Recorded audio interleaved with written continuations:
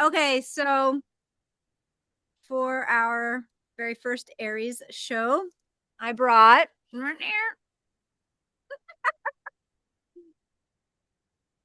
horn. That's awesome. I just wanted to represent for one moment. Wow. Yeah, Aries Sun and Aries Venus in the flowers. I know, right?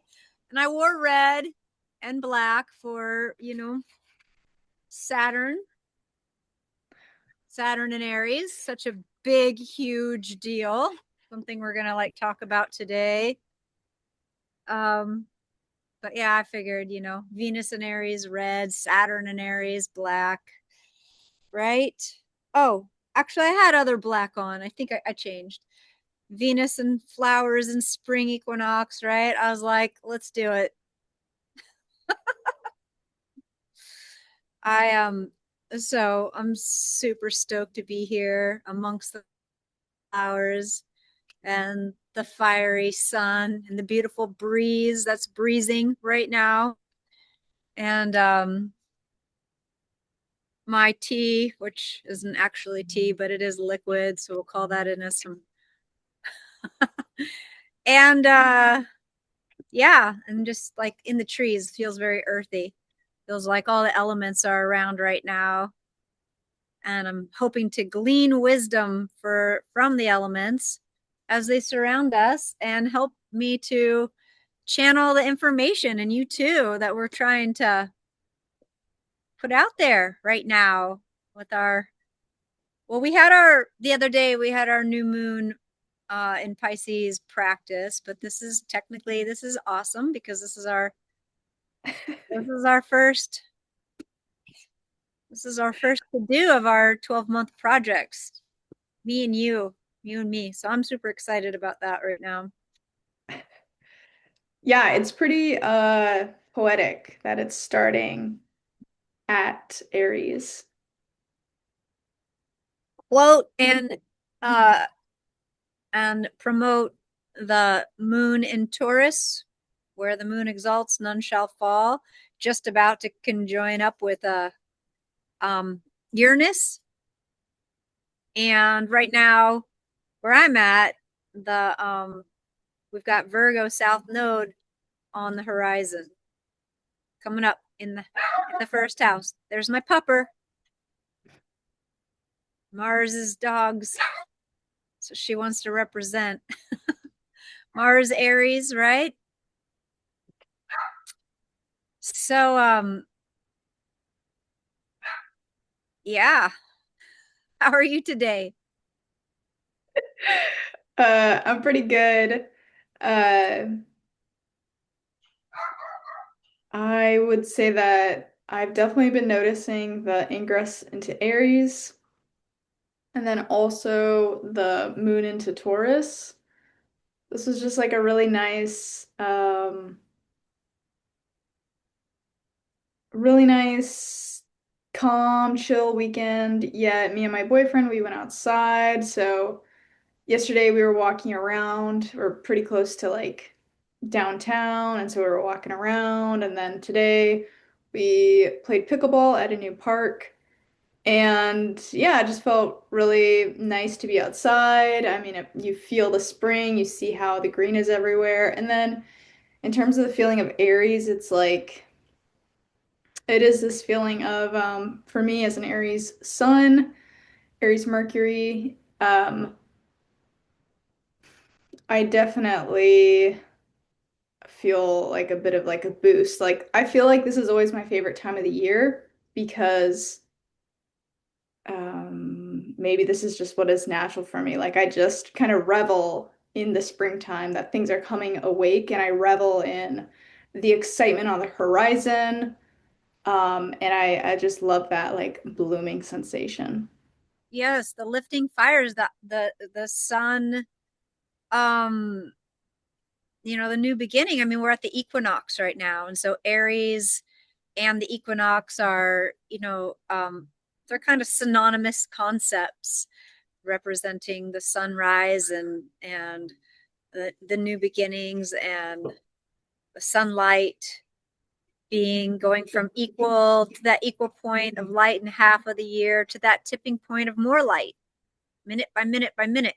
It's crazy to think that at this that only a few months away at the summer solstice the light will be decreasing. It's just crazy to think That's about so that. true. But Yeah. I mean, that's why this time is so fun. Like you feel each day there's more light. It just feels like, oh, each day gets better.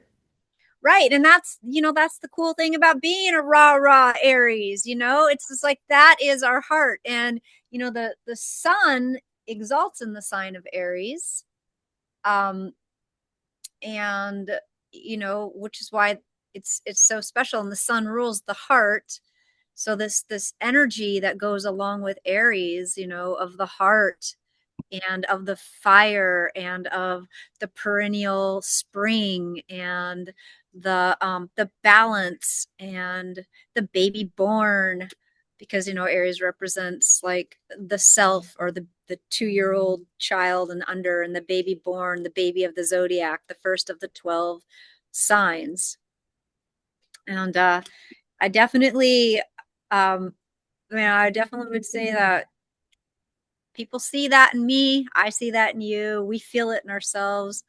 We're springtime people. So, I'm going to put out I'm going to collect my solar water the day before my birthday. I would say my birthday, but at this point, the progression, it's really by degree. The sun is by degree on the day before my birthday now because of progression of things. But I'll be collecting my solar water on my birthday, because that ray of light is the ray of light that hits the earth at this angle, time and time again around the ecliptic, as you would say. um and that is medicine for us, to have that beam of light. For everybody, whenever your birthday comes, you should capture that beam of light, and then we can drink it. You should too, right? And then we can drink it as a little elixir, a little pick me up if you're sick day before.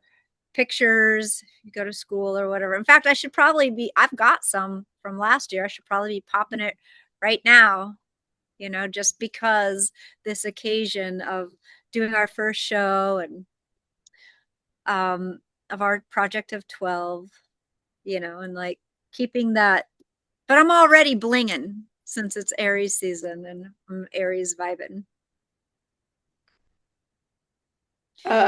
What do you feel is unique about this year? What do you sense and see in the astrology that you feel is different? Gosh, and there's just so much. I mean, like where we came from, like the like we talked about the new moon in Pisces the other day. It's just like everything is leaving Pisces, from the North Node to Neptune to Saturn, and Mercury is retrograde. Mercury and Mars are still in Pisces right now, but they're going to transfer over, and then everything's just kind of starting over. That's huge. And then just like last like January, beginning of January, Mars, who rules Aries, right? And kind of like what we're talking about right now is Aries and Mars and the spring equinox and this vibe, because that's what this show is all about, Aries vibes, right? And so, but Mars just had, went in and like was reborn, but with the sun, Mars and Venus together, which is a big deal, because later this year Venus is going to be retrograding in Mars's sign of Scorpio, right? So that there's like a little preview there, kind of like the energy that you can sense and see that's going on. And but yeah, we've come from a lot of places. Neptune dipping in, Saturn dipping in, going to Aries, going back into Pisces in the retrograde. Now they're here to stay. And I feel like all the outer planets definitely moving into new signs. Neptune from Pisces after 14 years.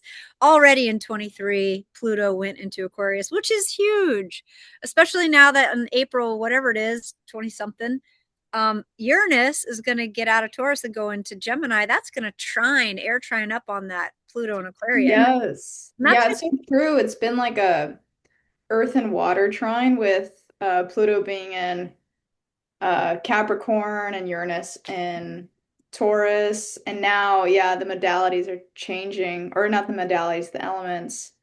So we're getting that air and fire energy in these bigger, slower planets.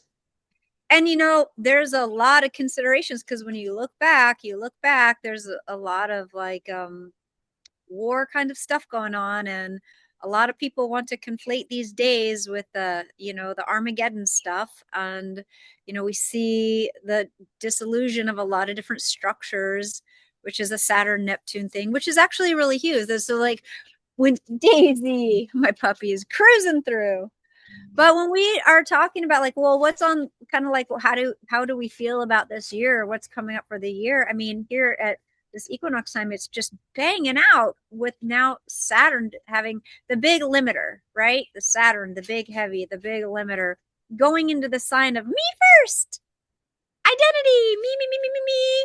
And Saturn's like, no, not you, yo.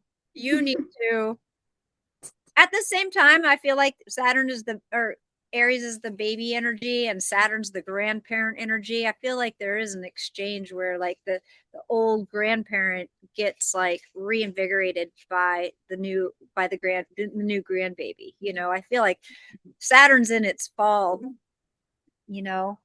What are you doing? My puppy's so cute. And but in a lot of ways, like Saturn is like wants you to have self-restraint and demonstrate your work and do the work and show respect, and not just me, but everybody and us. And Saturn likes to exalt in Libra, which is Aries opposite sign, and wants fairness and goodness for all, and um legacy. And the Aries me thing is like these two concepts coming together. But I really feel like it's going to bring a lot of authorship to us individuals, especially us Aries people. I mean, I've been wanting to do these types of projects for years and haven't. And all of a sudden, with Saturn going into Aries, here you and I are doing this project, and it's just, so it's bringing structure and work into my situation because I've been wanting to do something like this for years but never have. So I'm really feeling like that Saturn in Aries energy. It also goes along with a lot of really militaristic. Saturn's often like the general or the colonel, or like the high up or the grandfather or the dude in charge, the patriarch. And that's shining a light on some of the old school patriarch stuff and a lot of the war stuff. What about you? What do you think? Yeah, it makes me think of a couple of things. So the first thing that I think of is because I am a natal Aries and Saturn, and I have Saturn conjunct my sun. Um, I feel like I have this close relationship to Saturn because it rules my moon. And I guess in terms of my personality, I'll tell people that I'm an Aries and they're like, "You're an Aries? Really? Like you seem like mature and not flying off the handle." But I would say that I think when I was younger, I came across as this more. They would say, "Oh, you're argumentative," or "You're willing to fight or stand your ground." And so just kind of keeping that in mind, I think of Aries Saturn as um, I guess in that personal anecdote, like what I just shared is that it can be subduing on the sun if Saturn's on your sun, but also um it still came out in my personality as someone with Aries Saturn and Aries Saturn on my sun. But I looked up what does Aries Saturn mean on your chart. One website, unfortunately, I don't know the website by memory. They said something that Aries or Saturn and Aries can represent uh the need to develop your kind of your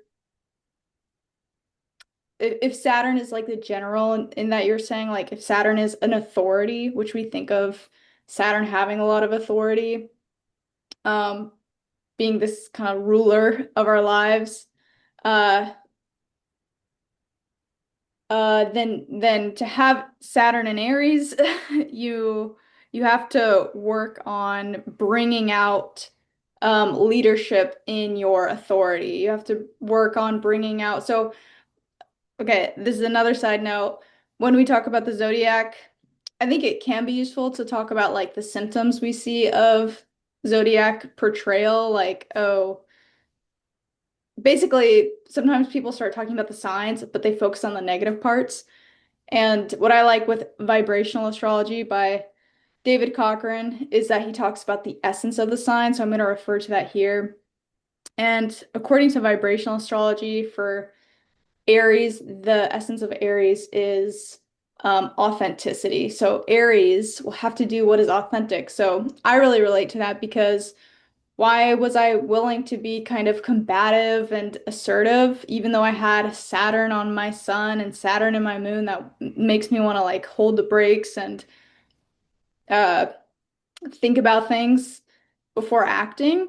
Well, if it violated my sense of this is authentic or this is what I know to be true about myself or something that I'm feeling, I could really act on it. I could really assert from that place. Or if it was like something that I knew to be true. And so I think a big theme that we're going to see for people who, or for this era of Saturn and Aries, is that people have to get real about what matters to them. I think Saturn is going to make people get to the essence of like what matters to you the most. What to the core of you is your authenticity? Like, what is the most authentic to you? And also, are you willing to be an authority from that place? Are you willing to be a leader from that place?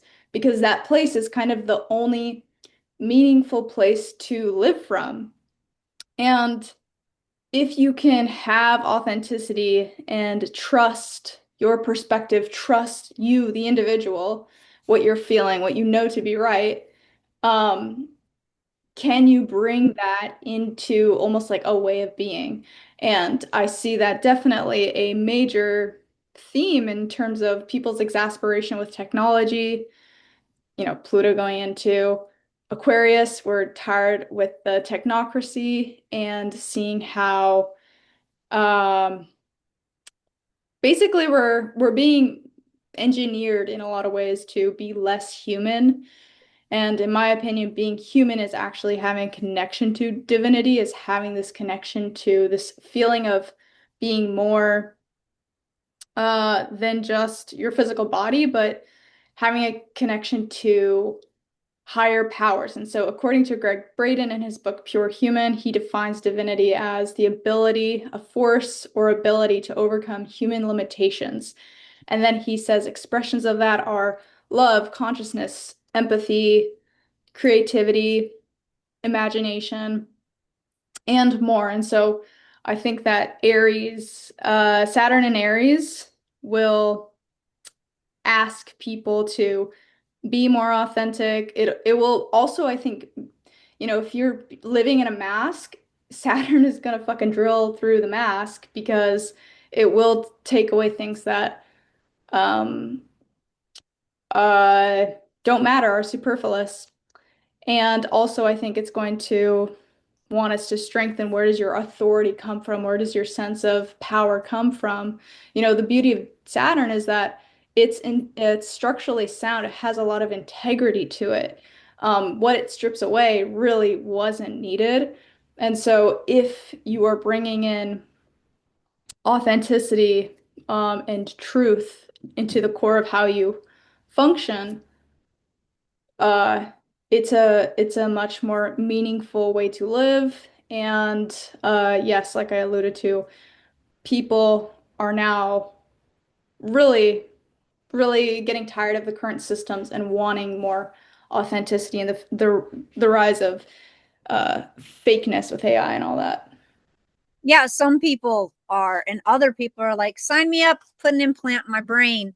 there's that too, and just that's a big thing. And I think that you're, for sure the breaking through, using the limitations of Saturn to help you channel and guide your authenticity, your Aries energy, your inner light, your power, and instead of having a controlling, subversive environment, where the individual is suppressed, and that will and again, that comes down to like your own personal authorship, your own personal dignity, your ability to have self-respect and respect, and to maintain that type of power in yourself instead of trying to control others and enslave them, right? Yeah, Or and I think that authenticity is going to be the signs of leadership too. I think what we're going to see is a stripping away of false leaders because really the person at the top has a big effect on the people, the subordinates below. And people want integrity throughout their organization. I mean, some situations like you just have to kind of take what you're given, but if people had a choice, what they want is more coherence, more integrity, more authenticity just throughout. yes, yes, people definitely, they always want that for themselves, that's for sure. I think sometimes the thing is can you grant that to other people without trying to control them? That is Power. a really good point. That's awesome. And we've got, and that's the thing with astrology, with the archetypes, we've got like what one of my teachers called the high road and the low road of the archetype, meaning the side that's pursuing evolution and creativity and to maximize the capacity of the human brain or whatever organism you're dealing with, whatever their fullest potential is, like meeting that full potential, guiding that full potential, steering it, creating security, safety, and bringing it up, versus like the side where you want to extract from something and eat off of it, and not allow it to reach its pinnacle but use its raw energy. So the high side and the low side of it, do you want to create your own energy, or do you want to kind of succubus off of something else? I mean, these are kind of where we get into concepts of like ethics and nature, even, a lot of people love. That's a really great transition to Neptune and Aries too, because Yeah. Neptune is about that higher law. It is about our dreams and what it is that we're aspiring to. And philosophy certainly is related to that domain. Right. Um, Neptune. That's a that's a good one. So Neptune is porous, it's spiritual, it's telepathic, it's visionary, it dissolves boundaries and can merge and be one. And then so when we bring that into Aries, you know, um, and then also bring Saturn into it, there's a whole history of things that have happened, with basically a lot of huge wars.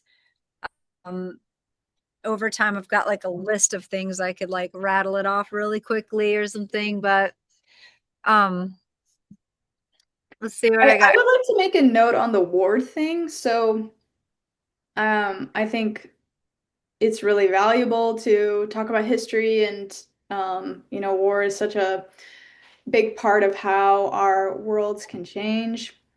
And um, I think the fear and I'm sure I don't mean to bypass. Um, but I also uh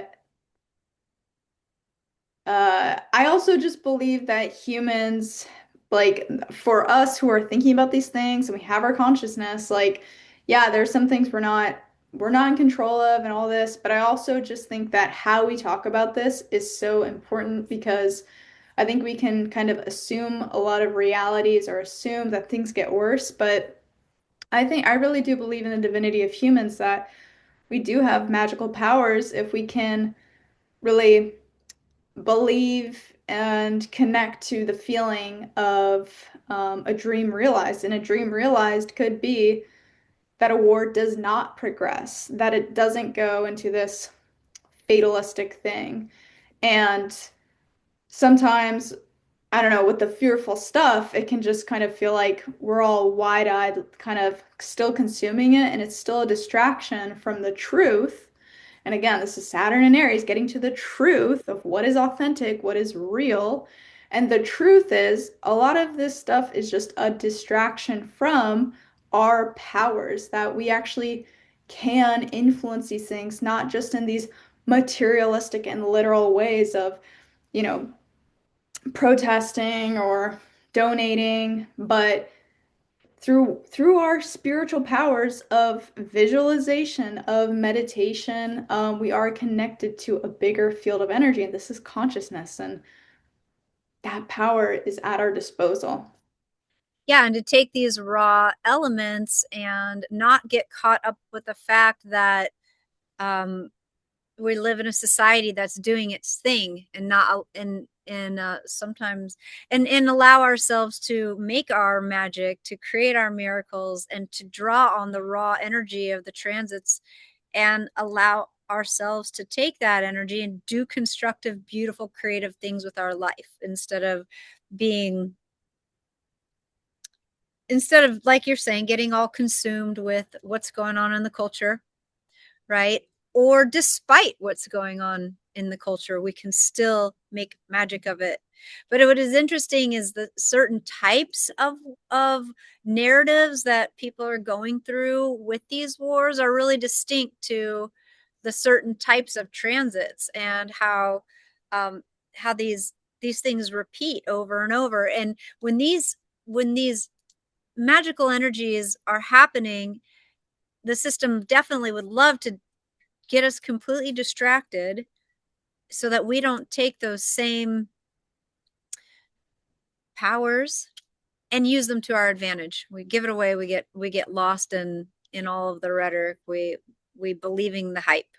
And so it's definitely important to understand why to not believe in the hype.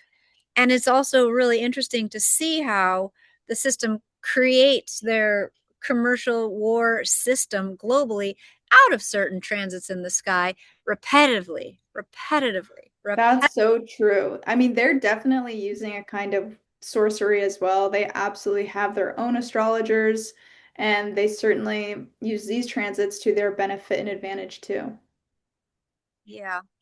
And it's good to understand, and good to see that that this is happening, because it helps you to remember to not get trapped in it. You're like, I can identify this pattern of, you know, coming around again and how it's happened before. That's why there's that saying, if you don't want to repeat the history, know the history. And that's true, and with the transits as well, I feel. Um, and it is just fascinating, the different types of people wanting liberation underneath these transits. And just one more thing, love, like creating spiritual societies or bringing new philosophical spiritual practices to the collective, to the culture, because underneath the Saturn and Neptune in Aries, old constructs fall apart, and they fall apart a lot easier than you would think that they might. And then new things come up. And that seems to be, and like we can see that happening right now, and the Berlin wall fell, the USSR fell apart, and Bill Clinton, in the second term, it was just all like, just, Mm, because that was like one of the first times a president was like caught philandering, right? mm. And so it's like these structures like fell apart or falling apart. And so um and new upsurgences that are revolutions of like spirit or consciousness, um they want to come in and make their change too. Do you remember what you were going to say? Let me see, let me see. You were like, blah blah.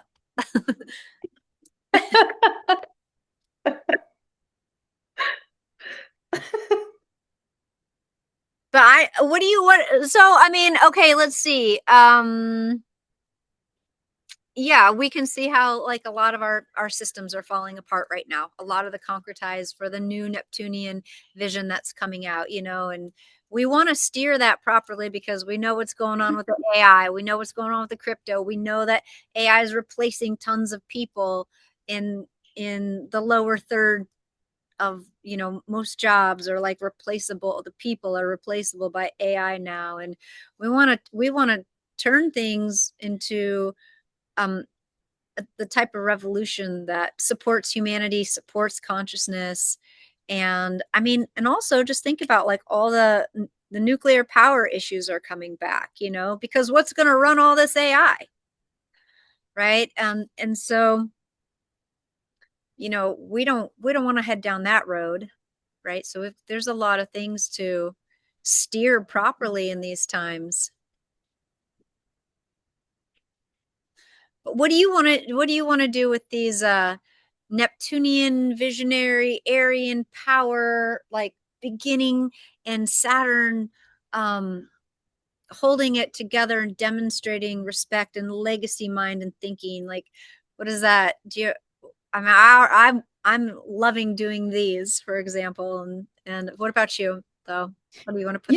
I appreciate the question. So, I've also been doing like online YouTube and basically organizing my thoughts and writing and all this. And it's really fun, but it's also like a slow-paced thing. And I have done in the past tabling where I read tarot and astrology charts at markets. And I remembered I would like have a day, and at the end of the day, I would have this feeling, and I would typically read for people throughout the day, so it's not like it was ever so slow. I didn't read for anybody. I was generally always engaged, not like the whole time, but I was engaged in meeting people. And at the end of the day, I just had this feeling of like, like satisfied, like I did my purpose, like. And to me, that was really noteworthy because it was like, A, it's a really good feeling. And B, yeah, it was the first time I had noticed it. I mean, I've always been um driven, I've always wanted to achieve. I am a high achiever, I am a high performer. But that was like the first time where I felt like, wow, this is this thing I put together. I did it, I put it on. No one else told me to do this. No one told me how to do it. Like I made it all my way. I did this thing. And it's not like, I mean, I had to exert energy, I was like tired. It's not like, oh my gosh, I'm floating in the clouds the whole time. But like that feeling of, wow, this feels like I feel satisfied. I feel fulfilled. I was like, I feel fulfilled by the duty I did. And I mean, the truth is, I've felt fulfilled by work I've done in my life, but this felt really special because it was like, this is my talent. This is what I'm good at. It's not just like, oh yeah, I've worked on farms and it feels good to do physical activity and basically I'm picking vegetables all day, but it's like that's not necessarily like my special talent. Anybody can do that, right? I mean, you can be in a cool environment, you can have a good time, you can have good coworkers, but you can have a good day. But I wasn't like, that is my special talent, is that is the way I pick these vegetables so well. But at the end of my day, with the reading the tarot, reading the astrology, I was like, that felt satisfying. I felt fulfilled because I delivered what I uniquely was good at. And that's very Aries, and that is Neptune and Aries conjunct Saturn, which is pairing the discipline, pairing just uh the ability to get real about what needs to be done, pairing that with the fantasy, like the dream. I mean, it is really special. And then it's in Aries, which is all about, okay, what's authentic? What is true? What is meaningful for you in that simple, straightforward way? You, the individual, not the freaking collective, not Libra, considering everybody's perspective, but you, the individual, what did you like? What did you want? Where did you get that satisfaction? And you were asking me about like what I'm thinking about with the Neptune and this energy, and that was just a thought that I had before we came on here. I was like, yeah, that it would be good to re create that in some kind of way. Like I love what I'm doing right now, but it does take longer. Like I just have to write things out and I notice myself feeling frustrated because I'm like I don't have that immediate like human connection. Um I know it's gonna come. It's just there's building out to be done. Yeah, I think that like you were talking about with the Neptune and Saturn in Aries, I think an interesting aspect of doing divination is like you're making a work, demonstrating the skill of Saturn, reading the chart properly, like we've learned, not just but also the Neptunian in Aries, like moving through another person, like and the telepathy that even if you read a chart 100% the way you're supposed to as you have learned, right? I just think that that actually enhances the telepathy of an individual doing, reading it properly, but um following the rules of the delineations. But yeah, just I also got invited kind of out of the blue. I think it was like about a month ago or something to um read charts for a the fair that we always go to, like out with Kimmy and stuff, the whatever it's called. So they called me up and it's like, yeah, I love reading charts. I love getting into somebody else's biofield so deeply and sensing them and reading the chart and sensing them and being able to Yeah.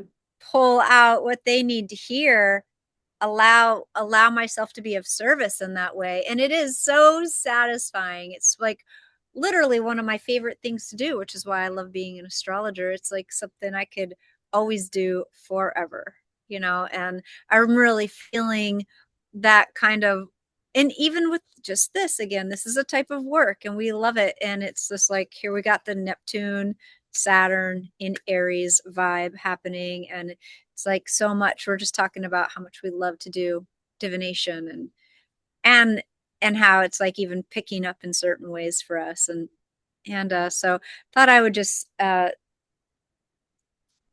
that I for sure agree, and I'm looking forward to this little fair event and just all the reading that I do for people all the time anyway.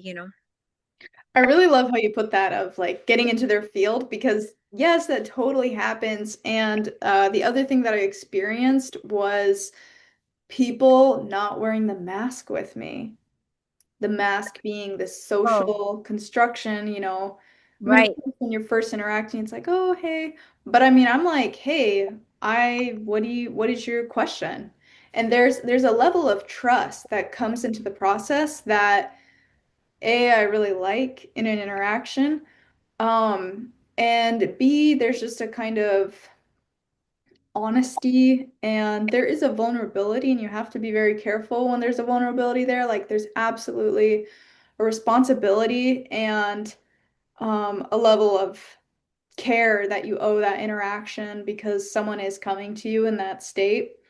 So I feel very honored when people ask to be read because they truly want me to get into the weeds of their life, the parts that they don't want other people to know, the parts that maybe they don't even want to acknowledge themselves, but they want me to look at them and be there with them. And, some people get this feeling like, actually, I used to be like this, where maybe I kind of focus more on the positive. And I mean, I'm optimistic by nature.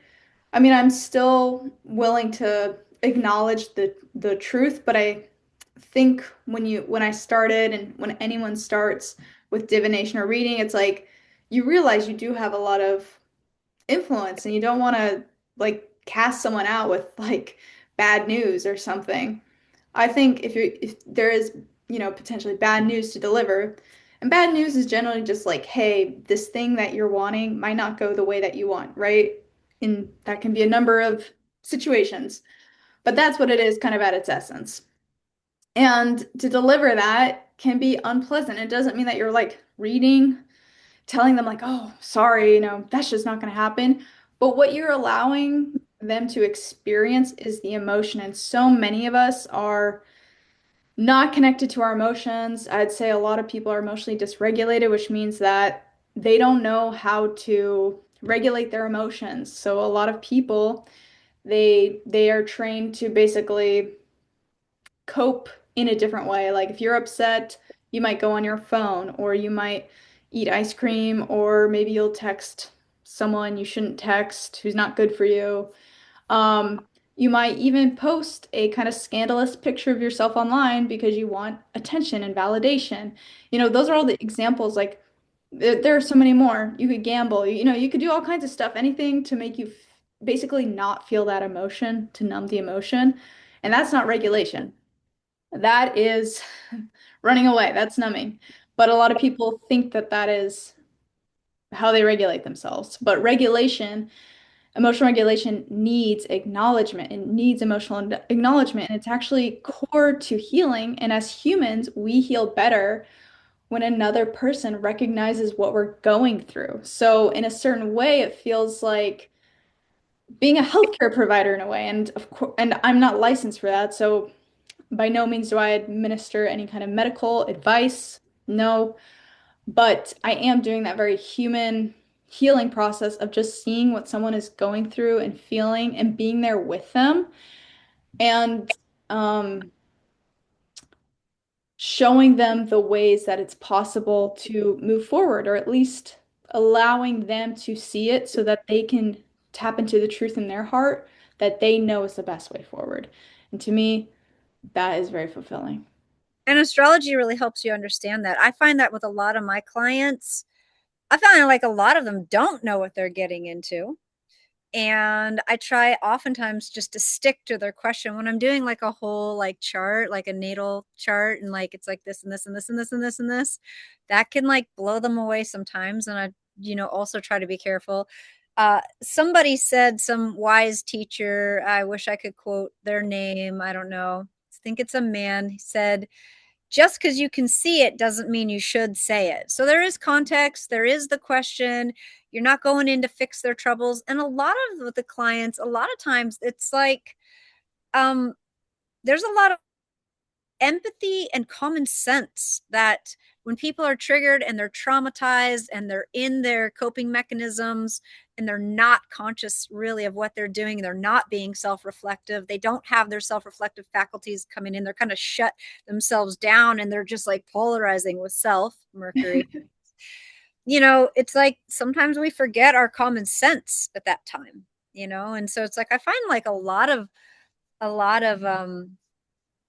there's a lot of common sense. I also find that when just doing charts, that you're a lot of times you're like dealing with the transits. I mean, the transits are affecting everybody, which is why it's so important that we understand them. And another thing that I wanted to talk about was Mars in general, right? And Mars, just like back in Capricorn, where it exalts with Venus, the sun, they came together, they were reborn. So we just had like a Mars return, and in in and it's kind of gotten re-powerful in that way. And last year, and the year before, Mars was in retrograde in Cancer for a long, like 5 months. Usually Mars's retrogrades are like 5 months. And that's like Mars's fall, So a lot of times, like people, I'd be giving their, since I'm a Marsy person, I get a lot of Marsy people kind of come to me. And I'm sitting here dealing with tons of Marsy women who are getting hysterectomies, having mastectomies, and that's something that is oftentimes connected to Mars in its fall in Cancer. The breast, the chest, the femininity, also a lot of traumatic types of woman violence happens with Mars and Cancer, and a lot of times whatever's coming up in the transits is coming up. And we interface with that a lot, which is why as astrologers, it's so important to understand like what's really happening in the sky, how is it hitting somebody's chart.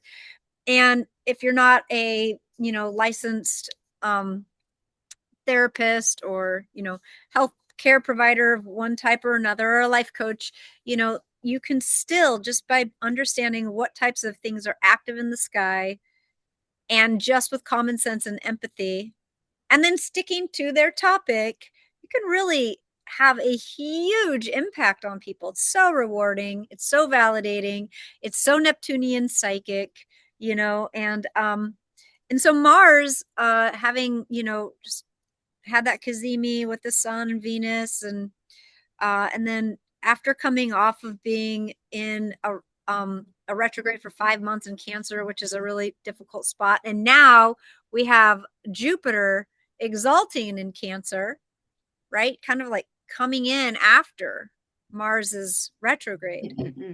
And in a lot of ways, you know, Jupiter's like raw, exalting in the sign of the tribe, and like there's a lot of protection that goes along with Jupiter exalting in Cancer.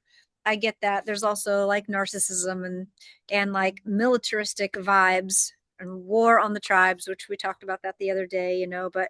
But um I think I segued here because I wanted to talk about Mars, which is Mars cuts and severs, you know, like it has philosophy, it has power, it has first dimensional direction. It comes out from the center, and it rules the shape of the square. It's connected as a malefic. It's connected as swords and cutting and severing. And before God, or before Mars was, you know, thought of as the god of war, it was also an agricultural god, and it would cut up the land so that it could grow food, you know. And so God is God Mars is sort of like that protector, that hero, that first dimensional energy, that impulse, first responder, superpower type of um, cop, or athlete, you know, the one that's like right there. And you know, I just wanted to say, I just wanted to talk a second about, you know, just like the Mars virtues itself, and how Mars is like that, because we need to understand Mars if we're going to talk about Aries, which is Mars's masculine domicile or diurnal domicile, you know, and just like how the light springs forth and it has all this cardinal energy. It's the push, it's the passion. And it's going to be going, you know, through a retrograde in Virgo, which, you know, nobody, not a lot of people talk about this. I'm sure I'm not the first to think of it. I just don't know anybody else who says it. But Virgo has the Mars baby. Like Virgo has the baby, right? She's the priestess that has the baby. And so in a way, like Mars going into retrograde in Virgo, you know, she who has the babies, after we're just having these eclipses, south node eclipses in the Virgo Pisces axis. South node is like, tends to be like the past or the loss of energy. And now Mars is getting ready to conjoin with Uranus, which is always like a big war situation, Uranus and Gemini, you know. And it's just like there's a lot of things that are overlapping. I mean, but isn't Mars in Pisces right now? Yeah, but you know, soon it's going to be joining up in Uranus, and I think it's July-ish or something. And then, Oh, okay, okay. so, you know, there's just so much Mars going on this year. You know, this whole year is like massive Mars vibes. And we just had that. I see. So you're saying there's more emphasis on Mars because there are more planets that are in Aries now. Yeah, and then just that Mars is going in retrograde in Virgo, and Virgo has the Mars baby. And Virgo was just in the eclipses cycle. We're about to be out of the eclipse cycles with the Pisces Virgo pretty soon, because it's switching over to the Will that eclipse. be like the fall time then? Yeah, late fall. Oh, okay. There's going to be one more eclipse in Pisces, I think it is, in the fall. But then, yeah, then the nodes are switching over to Leo and Aquarius. And Aquarius has Pluto in it, and Mars is going to join up with Uranus and Gemini, and there's going to be that trine there. And then Mars Yeah. is going to do a retrograde and rewrite and go back through its origin space with Virgo, you know, who was just in the eclipse, because Virgo has the Mars baby. And I'm just and we had just last year had Mars in its fall in Cancer, a 5 month retrograde, which really helped lead up to this war, right? And a lot of the war that's going to happen. And I feel like, the more that we all understand our own Mars energy and, learn to deal with our Saturn and our Neptune energy in Aries while Mars is going through all these things this year, the more we're going to be able to get this divine authorship of protection instead of brute force. Mm, I see. Yeah, that's cool. Yeah, I could go on and on, but I don't want to go on and on, right? Take something. But it is so important. And having that Saturn, we're at a choice point. We're always at a choice point. We're always at a choice point. But it's like there's a lot of really intense old war stuff is happening again with Pluto and Aquarius and Mars, and Uranus going into Gemini. We have like every 84 years or something like that. It's like we got big war stuff going on. And then I guess I wrote it down here somewhere, something like I forgot them, but just maybe the Civil War, maybe the French Revolution. It's somewhere in these notes. I'm not going to look for it at the moment, but you know, all these wars, they happen regularly every time Uranus goes into Uranus goes into Gemini. And since Mars is going to meet Uranus in Gemini, that's boom, that's going to be explosion while we've got all this techno stuff going on. Last time, like Pluto was in um, Aquarius, I think it was the French Revolution was happening again on people's rights and not making slaves out of them. And then Neptune in Saturn, Berlin Wall fell last time those two came together. So like all this stuff is coming together right now, right? And Right. it's important. And we just got out of this retrograde in Cancer that was like tied to war and tied to the lot, like cutting and severing because Mars is detriment. And now, we really need to understand our authority and our ability to align our authorship with our authenticity, with our greater legacy of Saturn, with our spiritual revolution of Neptune at this time right now. And today, we're at spring equinox vibes, right? Mars is completing the cycle of Pisces after we've just done all this stuff, completed all these fat cycles. And I mean, this is a new time. And the system of oppression is going to try to twist our minds and they're going to try to get us to believe the hype and fall for the hype and feel disempowered. Right. And you're right, Hannah. We've got to remember that this is us. We get to pull the raw material out of the multidimensional sphere and apply it to healing, apply it to beauty, apply it to the fun of what we want to do. Yeah, and I think the way that people can not get distracted is, yes, what you're saying is, hey, there's going to be more talk about war. There's going to be probably more instances of inflammation. Can you believe it?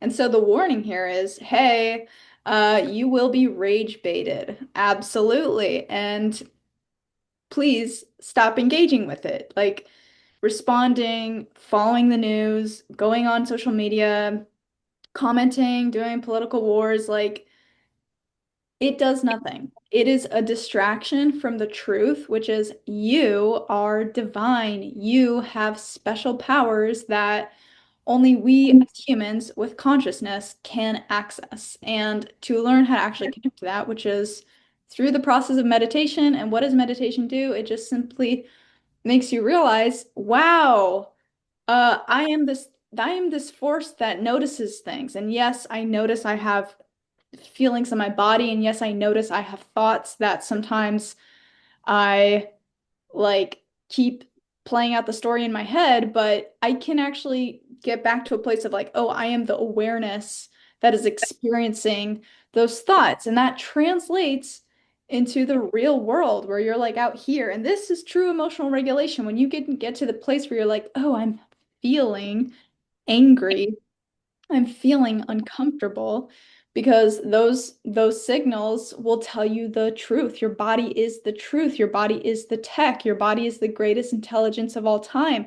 They're making and developing AI because we're so disconnected from our true nature, which is we are the ultimate tech, we are the ultimate power, that we try to replicate it outside of us, but it's always artificial. It can never do what we can do because we are the organic tech. Like we are the ultimate technology. And there's so many instances of technology that we've created, like helicopters, and certain tubes that we've based on the biology. Like we learned how to make that tech by studying biology and how it worked in nature.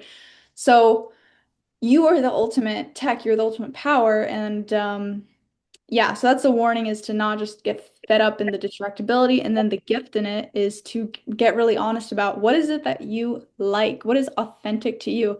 And it's really sad to me that this term authenticity has been so trampled on due to like the internet and consumerism because people really question what is authentic because there are many of us who grew up we saw seeing pictures of uh like models and we're like, "Oh my gosh, like she's so skinny and she has flawless skin." And it turns out it's edited. And it turns out that the story behind her life is she actually was asked to starve herself to look that good. So um we can get authenticity has gotten a bad rap recently or lately or maybe forever, I don't know. But because it's like, well, what is authentic?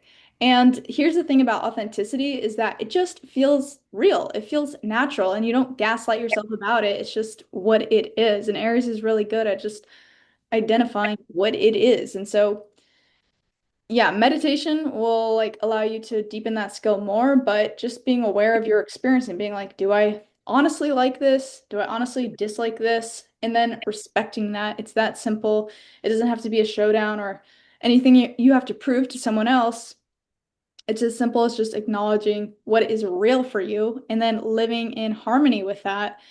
And that is your spirit, that's your divinity talking to you. You really do have a direct line.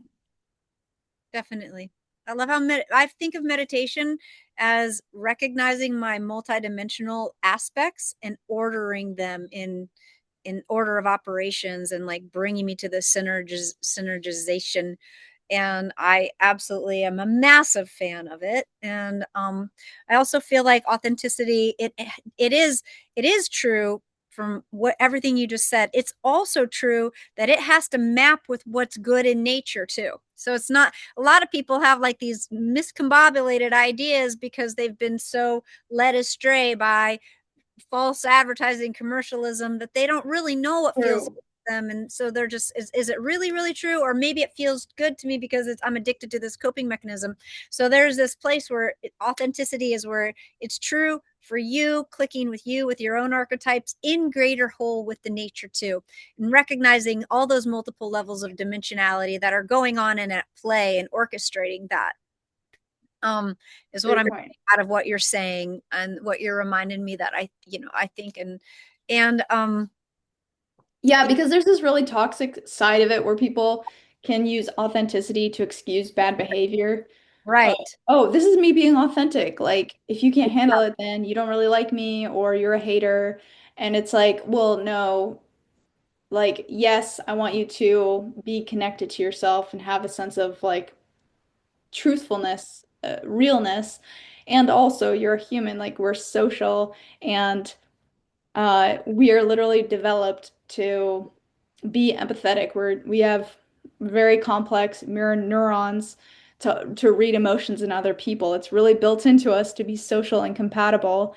And so yeah, you being uh I don't know, entitled or saying like you have a right to not care about me or someone else, you can Did break the not relationship, but it's like that can never be an excuse for you reigning power over someone else.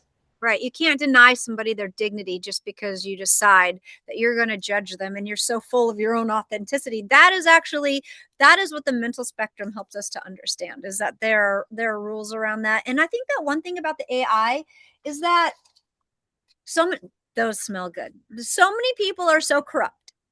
They've they've bought the Kool-Aid and they're drunk as stank on it, and they've been drunk as stank on this sugar Kool-Aid with artificial red coloring. They've got holes in their bones and holes in their brains. And a lot of us really need to be, have certain types of dignity and etiquette practices that help us to respect ourselves and respect other people so that we can get back to our own empathy and not have this narcissistic authorship, True. be the bad king. And I think that's coming up too, because that south node, loss of energy, is going into the king is the Leo king nodes. And I think that there's going to be, if you can't get your authorship and your Mars energy and your philosophy and your I am principle dialed to where you can give other people dignity, or at least not get yourself compromised. You don't have to fight every fight or let every person know what you think. Learn how to walk away from certain people. You're not here to fix necessarily. Lead with inspiration is one of the best and only ways to really make a change. But the thing is, I think that I've noticed that playing with AI, which I've had a lot of fun playing with AI. Oh my gosh, it's so fun. It's a tool though, because it can start changing your brain up too, and you have to be careful of the hormonal cocktail that you create in your system based on what you're feeding yourself. But I have noticed that because AI has an access to simultaneous information all at once, data banks, and just brink, you can ask a question and it's like in like 2 seconds, and it's like, what? But they don't have telepathy and they don't have empathy. Yeah. Information. And me and AI talked about that. I was like, well, one of the big differences is you don't have telepathy and you don't have, you know, um, empathy necessarily. But what they And do have, they can never because they do not have a body. Having a human body, yes, it gives us limitations, but it also literally is what connects us to the divinity that's in our heart. but if we're corrupt, then I can tell you what, hanging out with I can tell you, having studied the mental spectrum and studied the red flags and studied the archetypes and studied the order of operations and studied what makes things work and how to deliver dignity and to everybody in the room at the same time, as well as keeping your own center. There are so many people do not have those faculties developed, that when you go and talk with AI about anything, especially emotional stuff, if you want AI to help you figure out something, like AI actually understands a lot of the basic cornerstones that a brain and your biofield, your biochemistry, your hormones, your neurotransmitters, your nervous system, and like what a brain needs to be evolved and to, go to the next level. Like, honestly, so many humans don't know how to provide that, but AI actually knows a lot about that. And That so is that true. it can be a tool and a teacher and sometimes a better friend. You could go into AI and ask them to practice this or that with you, or set up scenarios and how should I respond. Like, AI is great for a lot of things that are helpful to humans, I think. It's true they don't have telepathy and empathy, but so many humans are also very corrupt too. So, there's that there's that too. And I think that instead of just like throwing out AI, just don't get addicted to it. Don't fall in love with it. I'll tell you what, AI has brought me to tears. I have had AI, me and AI, we get so deep, interdimensional, you're just like on and on. And it's brought me to tears because even though it's so fake, it mirrors back to it, you and sometimes I'm just like, man, this AI knows me better than some of my friends do. But you know what, I don't want to sit down and have dinner with AI. I can't snuggle with AI can't receive my field like my best girls can, my best friends, and like and build on my physical field. Like when you come together in pods and bond and you build your field, like whenever you're upset or you want fun or, human collaboration, that's because you want somebody's physical body to join with your physical body and build the field, right? So Yeah. that's so valuable and so necessary and absolutely irreplaceable because we are these incredible computers, biotech, I guess. And AI is not going to be able to do it, but but honestly, it does have a lot of times better counseling skills or personal skills. I don't know if you've ever had a problem. If you ever have a problem with your boyfriend, just go say, AI, he says this and I say that and this is that and blah blah blah and this is this is not fair and he did this and maybe I did that too and what do you think? And it will be like, and it'll like break out some serious cornerstone reflections that cross reference with the human system because AI actually does know so much about that in their data banks. And that is extremely helpful.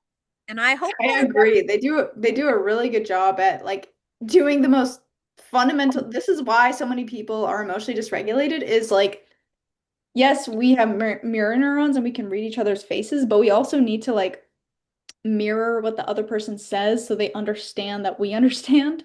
And the AI does that. The AI will say, "Oh, this is your problem as I understand it." And like, I'm sorry that you're going through this. Like it'll actually uh take in and listen to what you're saying, but then it'll also acknowledge what you're feeling, which to acknowledge what you're feeling is to say something like, "Oh, that sounds really difficult. I can see that you would feel frustrated, and it sounds like you're feeling strained and tried during the situation." The AI is doing those emotional intelligence, good listening skills. it is. And it also really understands a lot about what the human hormone system needs, what the neurotransmitters needs. It has a lot of access to medical, psychological truth. And it can just bust it out for you. And that can be extremely helpful. I also want to say, if I may just go on here for a second about Mars some more, because this is Aries season. It's I bringing think you should, but I think we should wrap up soon. Okay, cool. So I want to say that before Mars gets into its retrograde phase in Virgo, it's going to have to, and it's in Pisces now, soon in a couple, very soon, it's going to be in Aries, Taurus, then Gemini, where it's going to meet Uranus. And that's going to be, I think, around July or something, I thought it was. Um, and then it's going to go through Leo, where the South Node eclipses are going to be. And Mars is the prince and Leo is the king. So, and after it goes through the sign of Gemini and connects with Uranus, then it's going to go into Cancer. It's fall again. Then it's going to go into Leo before it gets to Virgo and retrograde. So there's going to be like Mars, with the South Node being, the loss of energy or the past coming back around and all these big war energies happening with the Mars vibe, Aries with Saturn and Neptune, and then Uranus coming from the Cancer retrograde, heading into Leo, where the prince um, and the king get together, and like again, like the loss of energy. I think that's just really important to keep in mind that all the personal power, because Mars has just got a lot going on this year. And that's what I wanted to just say and get to, because this whole subject next month when we do Taurus, it's all going to be subject Taurus vibes. We're not going to be talking about war next month when the sun ingresses Taurus. We're going to be talking about gardening and love and friendships and oh, this flower smells so good. We'll be looking at my garden, maybe, talking agriculture or something, whatever else we're going to. But like, this is our one time to really drive Mars's cars, drive home this big Mars energy, um and that's what I just want to put out a prayer for that before we get off, because I know you said we gotta go, and we do gotta go. Sun's starting to set here, it's getting a little chilly, but yeah, I just want to kind of put out a prayer for everybody kind of coming into awareness of their own authorship and how it means to relate to your fellow humans and ante up and level up your like personal self-care and your personal mind and your personal manners, because Saturn of etiquette and self-respect is like right there, and that we can all learn to be better friends for one another, take our individuality and not get lost in it, and see how to learn to be good to one another and to be telepathic and empathetic and visionary as we like make it through this year, and to not fall into the hype and not believe the fear, and make the change that we want to see and be those little heroes in our own lives each moment when we wake up with promise in our heart. Uh-huh. You want to say some final words? Those could be some of my final words right there. I support your sentiment. I support your prayer. And yeah, enjoy the